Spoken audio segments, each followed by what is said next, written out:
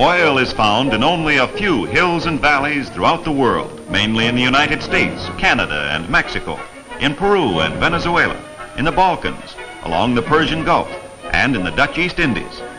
Over half the oil that has been produced in the whole world was produced in the United States, mainly in the states of Texas, California, Louisiana, and Oklahoma.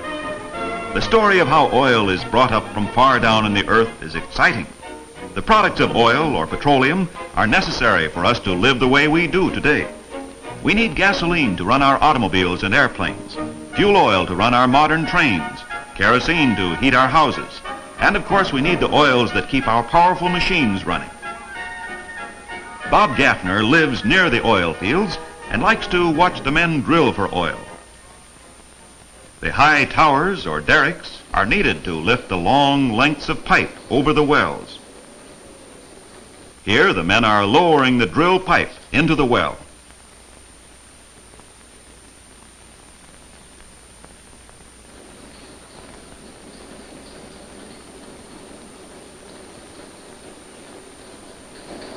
They swing another length into position and screw it to the top of the last length of pipe that was lowered.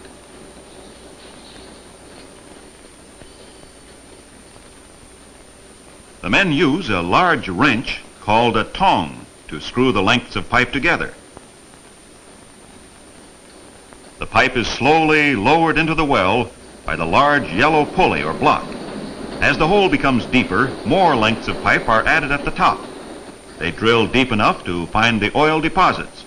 The men make frequent tests to find out which layer of rock or sand contains the most oil. Formerly, oil drilling was a gamble. Many fortunes were made and lost.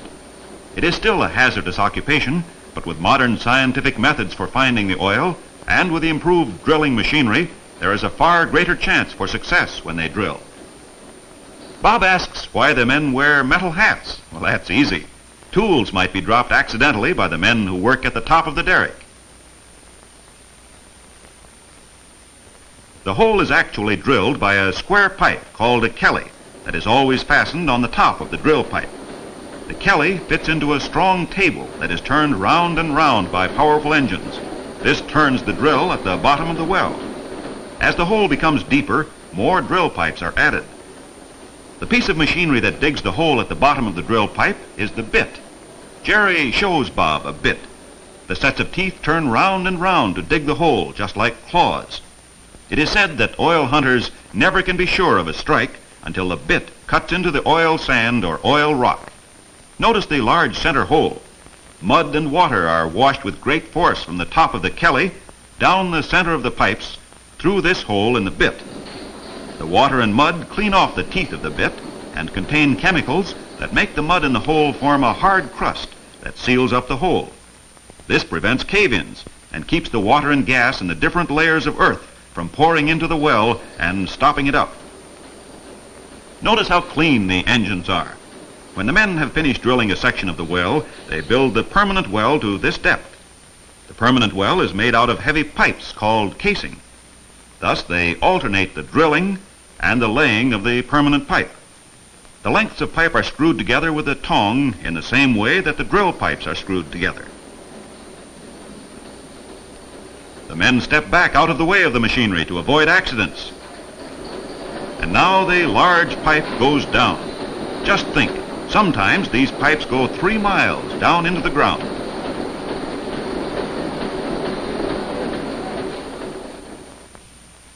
When they have finished drilling the well, they place a small pipe called tubing inside the heavy casing, and this small pipe carries the oil to the surface. At the bottom of the well, gas and rock pressure force the oil out of the sand and porous rock and into the tubing. A high tower called a mast is used to lift the small tubing over the well.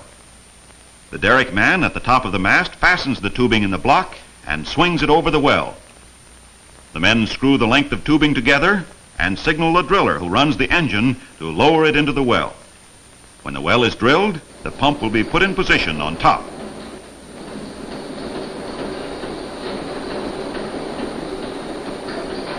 The Long Beach oil fields have produced millions of barrels of oil. These pumps are modern and up to date. They go up and down, perhaps bringing a fortune to the people who own them. The wells look like a row of animals nodding. And yes, the part that bows really is called a horse's head. And the cross rod that goes up and down like a teeter-totter is called a pony rod. On the opposite side from the head is the counterbalance. Bob looks at the oil pressure gauge that is watched carefully by the men who service the wells. It shows the men that the oil well is producing. At this well, the valuable oil is leaking and the repair crew must find the trouble. They're good mechanics and soon the well will be working. No one knows exactly how oil is made. It is generally thought that plant and animal life, buried far down in the earth in vast prehistoric seas, was changed slowly into oil, probably by pressure, heat, and the decaying of the tiny plant and animal life. They say that Texas, our greatest oil-producing state, literally rests on an ocean of oil. The men paint the pumps often to protect them from dirt and water. Eric wears a mask so that he will not breathe the poison fumes from the paint. The wet gas that comes up with the oil sometimes is run off at the wells. You can see the gas tanks or traps at the wells and at the field storage tanks. Waste water also comes up with the oil and is removed at the field storage tanks. These three boilers heat the oil so that it will float on top of the water and the men can remove the water from the bottom of the tanks. Here the oil is pumped from the field tanks to the refineries with their huge storage tanks. Sometimes the crude oil is carried in pipes across several states to the refineries. For example, a pipeline carries oil from Texas all the way to New York. The crude oil also is carried to the refineries by train, by ship, and by tank trucks. Crude oil must be changed at the refineries into the products we use. The wind is blowing a terrific gale, and Bob is amazed that the men can work high up in the derrick. They are taking the derrick apart to move it to another location. They unbolt the different sections and lower each section separately. The men are skilled to work high up on the narrow beams. Oil men must be strong to operate the heavy machinery. They must think accurately in the midst of noise and confusion. Their very lives depend on each man's cooperating and doing his part well. The men walk on the narrow ledges as unconcernedly as if they were walking on the ground. The pay in the oil fields is high and attracts many smart and well-educated men. And now the ground crew pull together to guide the heavy section as it is lowered slowly to the ground. Men who cannot keep up with the difficult work soon drift to other occupations. The man on the truck operates the engine that runs the lines.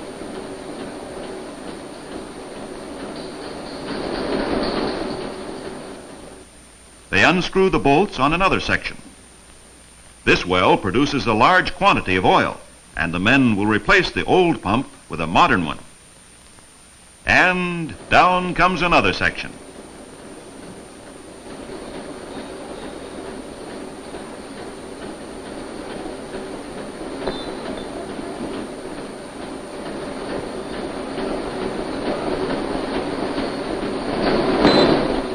They wind up the long lengths of line. Many different tools are used in drilling.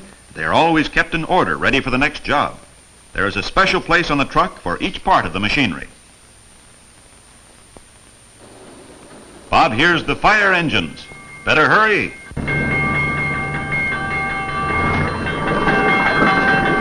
What's that? An oil well burning.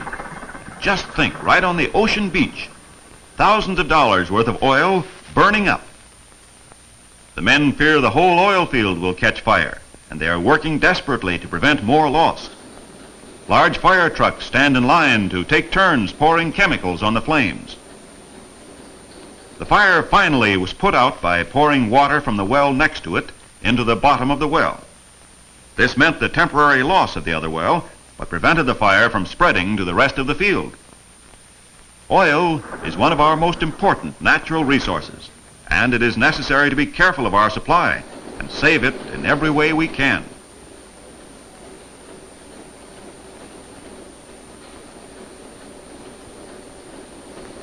Bob understands now that there is great danger of fire in the oil industry.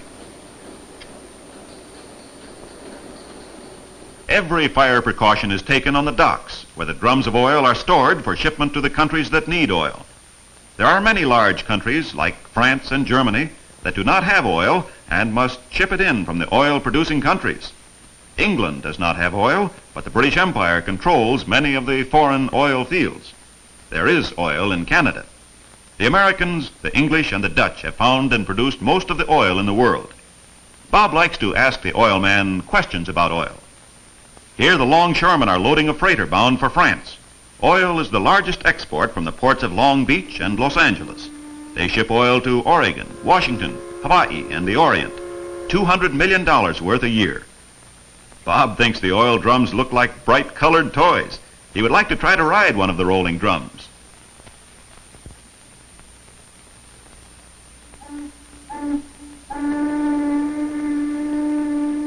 Four drums are hoisted onto the ship at one time. Each load is counted twice. First on the dock by a checker from the oil company, and again on board by a ship's officer. Thus the companies buying and selling the oil both have a record of the oil shipped. Just think, in 1 year, the United States produces over $3 billion worth of oil. Well, Bob thinks this cable spool looks like an oil drum. Well, he can try to ride it. Hey, careful there, fella. Steady now. Hey, that's pretty good. It's like a circus. Whoop, whoop, take it easy. Yes, sir, he's just like a circus performer. That looks like a lot of fun, Bob.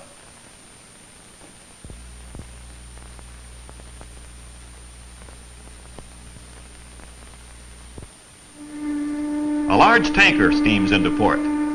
Today, many hundreds of oil tankers carry oil from wells to the markets of the world. These large tankers carry around 130,000 barrels of oil. The tankers refuel from the large hoses on the docks. The hose is swung onto the ship, and the oil flows directly into the tanks in the ship. The flow of oil is controlled by large valves on the ship and on the dock. Oil ships are built with rows of tanks on each side. Thus, when the ship rolls, the oil will not all shift to one side and capsize the ship. Down the center is the catwalk. The crew can walk from the bow to the stern without getting wet when the waves roll over the deck. The cover is raised over one tank that is being filled.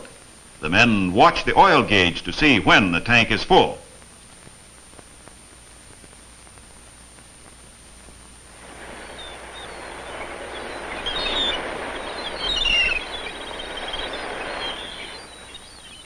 Oil companies maintain large plants with storage tanks at the docks.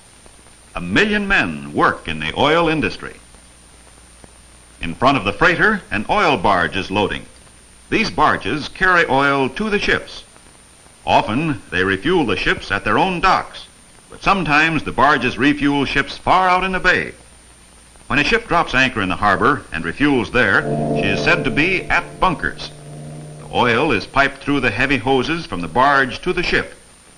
If the ship does not have cargo or passengers for the port, it saves time and money to refuel at bunkers. Across the channel, Bob sees a wrecked oil tanker that burned at the dock. It is too soon for the salvage crews to enter the ship because there is still oil in the hull that might explode.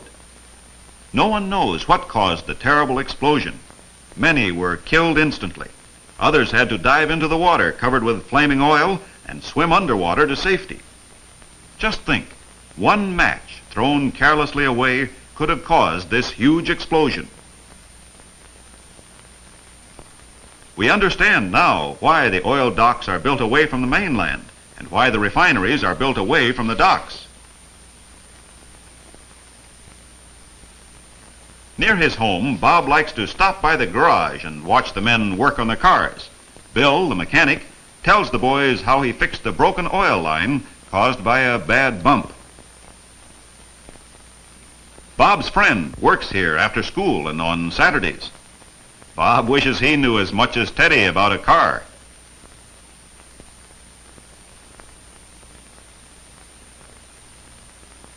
Teddy checks the oil and adds a quart. Oil is mighty important in keeping an automobile running smoothly. As gasoline, it is needed as fuel for the engine. and as grease for many purposes, just as it is needed to keep the machinery running in our big industrial plants.